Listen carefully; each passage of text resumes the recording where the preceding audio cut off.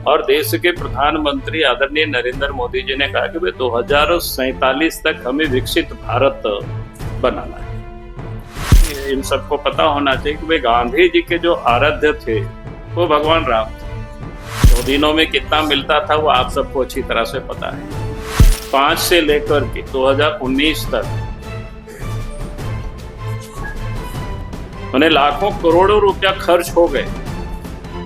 उसकी क्या काम हुआ कहीं तो आपको ढूंढने से आपको कहीं भी नहीं मिलेगा उसमें काम क्या हुआ है क्या नहीं हुआ है।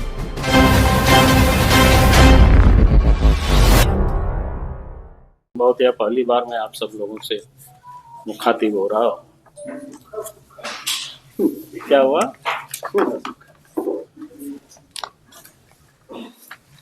तभी आप सबको बताया कि अभी केंद्र सरकार ने विकसित भारत रोजगार एवं आजीविका मिशन ग्रामीण 2025 पारित हुआ है और इसके पीछे का मूल उद्देश्य आप सबको ध्यान में है ही विषय, क्योंकि केंद्र की जो एनडीए सरकार है आदरणीय नरेंद्र मोदी जी के नेतृत्व में चल रही है, तो गांधी के सपनों का भारत हमें बनाना है। और देश के प्रधानमंत्री आदरणीय नरेंद्र मोदी जी ने कहा कि भाई 2047 तक हमें विकसित भारत बनाना है। तो स्वाभाविक है कि जब हम गांधी के सपनों का भारत बनाना है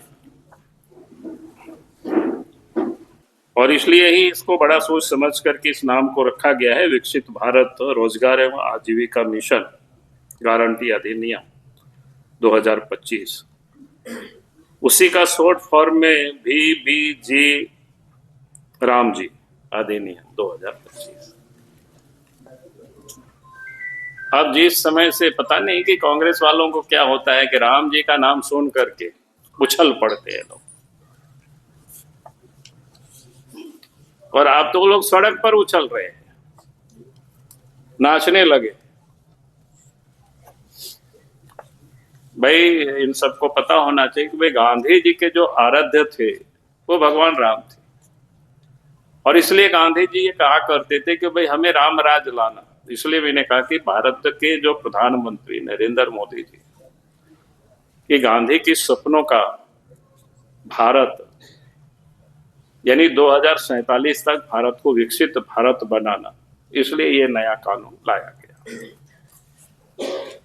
अब इससे उन लोगों को परेशान नहीं होना चाहिए, बल्कि उसके उनको स्वागत करनी चाहिए थी। और स्वागत इसलिए कि आप सबको ध्यान में है कि पहले 100 दिनों का ही रोजगार था। 100 दिनों में कितना मिलता था वो आप सबको अच्छी तरह से पता है। अब 100 दिन के जगह पर उसको 125 दिन कर दिया गया, और उसमें भी कानूनी रूप से उसकी मजबूती ये भी दी गई कि अगर काम नहीं मिलेगा तो फिर उनको भत्ता भी मिलेगा।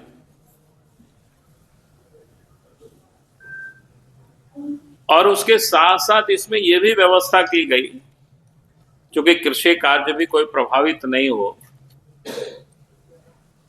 चाहे रोपाई बुआई के समय हो या काटने के समय हो, तो राज्य सरकार अपनी सुविधा से उस 60 दिनों के कामों को रोक सकते हैं ताकि कृषि कार्य भी बाकी बाधित नहीं हो।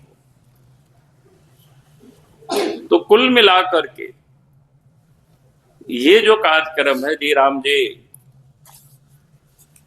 जो योजना है, जो कार्यक्रम है, हम सबको पता है कि उससे पहले कि आप सब भी पता करते होंगे, अभी भी आप खोजेंगे कि 2005 से लेकर के 2019 तक उन्हें लाखों करोड़ों रुपया खर्च हो गए। लेकिन अगर उसकी क्या काम हुआ कहीं तो आपको ढूंढने से आपको कहीं भी नहीं मिलेगा उसमें काम क्या हुआ है क्या नहीं हुआ है। आप सब भी क्योंकि लोकतंत्र के चौथे स्तंभ हैं, अभी आप सबको कहा जाए कि भाई थोड़ा जा करके घूम करके देखो, ढूंढ करके कि भाई इसमें से क्या काम हुआ, तो आप वो बता नहीं सकते, दिखा नहीं सकते। हाँ, एक चीज जरूर आप दिखा सकते हैं, आपके ध्यान में आएगा कि किस प्रकार से झारखंड में उपयोग हुआ है, उसका जीता जागता उदाहरण है।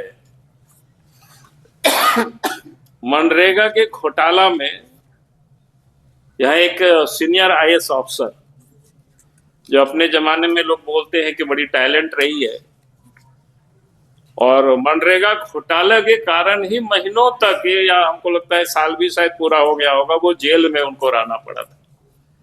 मुझे नहीं लगता है कि नाम बताने की जरूरत है, आप सबको पता है।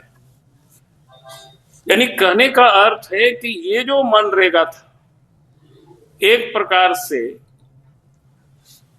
अफसरों के लिए एक चारागाह बन गया था, और लूटने का एक प्रकार से जरिया बन गया था। झारखंड जैसे राज्य में हम सब लोग गांव से आते हैं, जब बात करते थे, चर्चा करते थे, तो सर्वत्र लोग कहते थे कि भाई 40% इसमें से कमीशन खोरी होती है। अब ये समझ में नहीं आता है कि भाई 40% आखिर इसमें से कमीशन क्यों खोरी होती है, कैसे होती है, वो उसको हम यहाँ नहीं जाना चाहते। आप सब लोग उसको जा करके फील्ड पर भी उसका आकलन कर सकते हो। और इसलिए लंबी समय से ये चलते आ रहे करप्शन को ध्यान में रख करके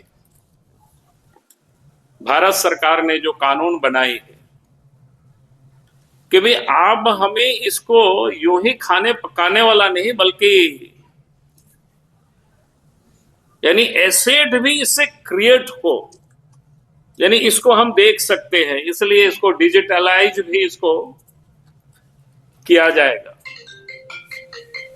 और वास्तव में मजदूरों को भी पैसा मिले, उसके लिए भी इसमें से प्रावधान किया गया है, जो बायोमेट्रिक सिस्टम, ताकि लोग जहां काम करेंगे तो वहां बायोमेट्रिक सिस्टम, उसमें जगह बाकी वगैरह जो होता है ना, समय वगैरह सब कुछ अंकित होता है। निश्चित और बेहतर आजीविका सुरक्षा देना, टिकाऊ उच्च गुणवत्ता वाली ग्रामीण संपत्तियों सृजन करना, तकनीक आधारित पारदर्शिता के माध्यम से भ्रष्टाचार को समाप्त करना, और जवाबदेही के साथ सहकारी संघवाद को मजबूत करना। तो ये मुख्य रूप से है। और फिर कार्य में भी जो किया गया है कि भाई हम किन किन क्षेत्रों में, जैसे एक तो जल संबंधी कार्य में जल की सुरक्षा, जल की संरक्षण, फिर मुख्य जो ग्रामीण बुनियादी ढांचा इंफ्रास्ट्रक्चर, जैसे गांव से आने जाने की जो सड़कें होती है, आजीविका संबंधित इंफ्रास्ट्रक्चर, प्रतिकूल मौसम घटनाओं में कोई भी इस प्रकार की स्थिति आती है, उसमें से त्वरित हम कैसे निपट सकते हैं, वगैरह वगैरह। तो इस प्रकार से मैं ये कह रहा था कि ये जो एक्ट बनाई गई है, काफी सोच समझ करके बनाई गई है, और मैं समझता हूं कि इस एक्ट से वास्तव में जरूरतमंद लोगों को लाभ मिलेगा, और 2047 तक भारत को जो विकसित भारत बनानी है, उस दिशा में एक मजबूत ये एक्ट साबित होगा। मुझे लगता है कि आज आप सबके सामने मैंने इस पर संक्षिप्त रूप से आपके